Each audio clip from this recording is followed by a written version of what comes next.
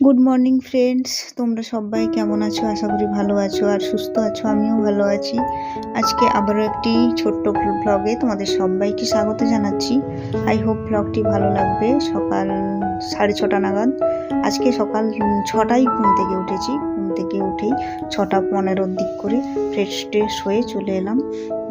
বাসনটা মেজে নিচ্ছি। বাসন বলতে কালকে রাতের বাসন সেরকম রাখিনি, সন্ধেবেলায় ওই সব কিছু ধোয়া মাজা করে রেখেছিলাম।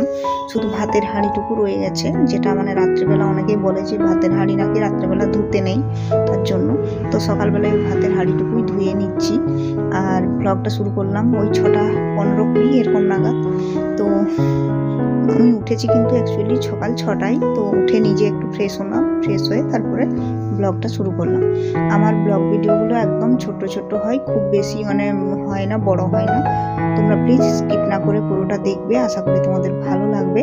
আর খুব বড় ভিডিও নয়, তাই তোমাদের খুব একঘেয়েমি ব্যাপারটা থাকবে না। তো তোমাদের সাথে কথা বলে বলে এই যে বাসনগুলো ধুয়ে নিচ্ছি। আর তারপরে সকালে যে কাজ বাজ কী সব রান্নায় থাকছে, কি রান্না হচ্ছে, সব কিছুটাই তোমাদের সাথে শেয়ার করব। তো চলো দেখতে থাকো। তো তারপরে এই জায়গাটা একটু পরিষ্কার করব। কালকের যে সবজি খোসাগুলো সেগুলো রয়ে গেছে, সেগুলোকে এখনো ঝাড় দিই, পরিষ্কার করিনি। তো রান্না করার আগে সকালটা শুরু হয় যখন প্রত্যেকেই নিজেদের রান্নাঘরটাকে ক্লিন করে, তো সেই রকমই আমার হয়তো কিচেন নেই বা রান্নাঘর নেই। এটা যেহেতু ভাড়া বাড়ি, তো তার জন্য আমার শুরু হয় এই জায়গাটাকে ক্লিন করার মধ্য দিয়ে। তো তোমরা তো প্রত্যেকেই দেখো যে কিভাবে আমি রান্না করছি, কোথায় রান্না হচ্ছে। তো সত্যি কথা বলতে শীতকালটায় খুব সমস্যা হয়। এখানে প্রচুর হাওয়া আসে, একদম ঠান্ডা হাওয়া।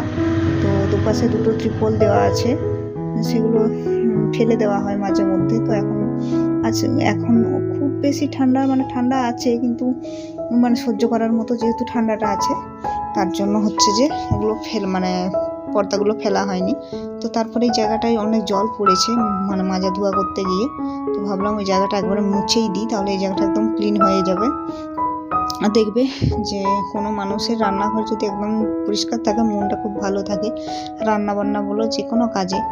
তো তারপরে ভাবলাম যে দরজাটা তো খোলাই হয়নি, কারণ আমি একজনকে টিউশন পড়াই, তো সে পড়তে আসবে সকাল 7টায়।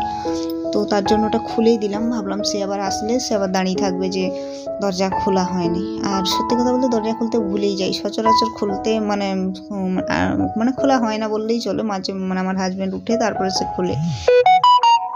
তো যেহেতু সে পড়তে আসবে, তার জন্য আমি আগেই খুলে দিলাম। আর তারপরে মাঝখানে কিন্তু চা খেলাম, আর বাচ্চাটা এসেছিলো, তাকে পড়ালাম। সে 9-এ পড়ে, ক্লাস 9-এ। তো তাকে পড়ানোর পর তাকে ছেড়ে দিয়ে তারপরে এই যে রান্নার কাজে এসেছি। আর রান্নায় কী থাকছে সেটা দেখো। ওদিকে ভাত বসিয়ে দিয়েছি, আর এখন বেজে গেছে প্রায় ওই 8:30। তো 8:30 যেহেতু বেজে গেছে, অনেকটা লেট হয়ে গেল, তো তাড়াতাড়ি করে রান্নাটা করছি। এদিকে ভাতটা পুরো একদম বসিয়ে দিয়েছি, একটু বেশি জাল দিয়েছি যাতে তাড়াতাড়ি করে সেদ্ধ হয়, ফুটে যায় ভাতটা। আর এদিকে বাঁধাকপির একটা শাকের ভাজা করছি। আর আজকে ভাবছি বেশি কিছু করব না, কারণ অনেকটা দেরি হয়ে গেছে। 9টা 9:30 নাগাদ আমার হাজব্যান্ড আবার স্নান করবে, তো ওকে খাবারটা টাইমে দিতে হবে। তো তোমাদের সাথে কথা বলে দেখো বাঁধাকপি ভাজাটা করলাম। আর তারপরে একটা সবজির ঘন্ট করব। তো এখন শীতকাল ঘন্ট বুঝতেই পারছো, আলু, বেগুন, টমেটো, মূলো, বাঁধাকপি, ফুলকপি, এই সব সবজি প্রচুর উঠছে এখন বাজারে। তো টমেটো, আলু, বেগুন আর একটা মূলো অর্ধেক এক টুকরো দিয়ে দিয়েছি, তা দিয়ে একটা ঘন্ট বানিয়ে নেব। আর ওদিকে ভাত হচ্ছে, আর সেরকম কিছু রান্না করব না। আর এটা হয়ে গেলে হচ্ছে একটা ডিম ভাজা করে নেব। তো ভাবলাম অনেকটা যেহেতু দেরি হয়েছে, যে দুটো রেসিপি হলো আর এদিকে ডিম ভাজা, এটা দিয়েই আজকে হয়ে যাবে। তো অনেকটা লেট হয়ে গেছে। তোমার হাজব্যান্ড বলছে যে তুমি রান্নাটা করো, আমি স্নানটা করে নিচ্ছি। তারপর ওর স্নান হয়ে গেলে আমি স্নানটা করে নিই, একসাথে একদম স্নান টান করে রেডি হয়ে যাই, তারপরে ওর সাথেই খেয়ে নিই আর কি। ভাতটাও গরম থাকে, খেতে সুবিধা হয়। শীতকালে আবার ঠান্ডা খেয়ে নিলে অনেকটা ঠান্ডা লেগে যাবে। ওই জন্য বাড়িতে থাকলেও আমি তাড়াতাড়ি স্নান করি, তাড়াতাড়ি খাই।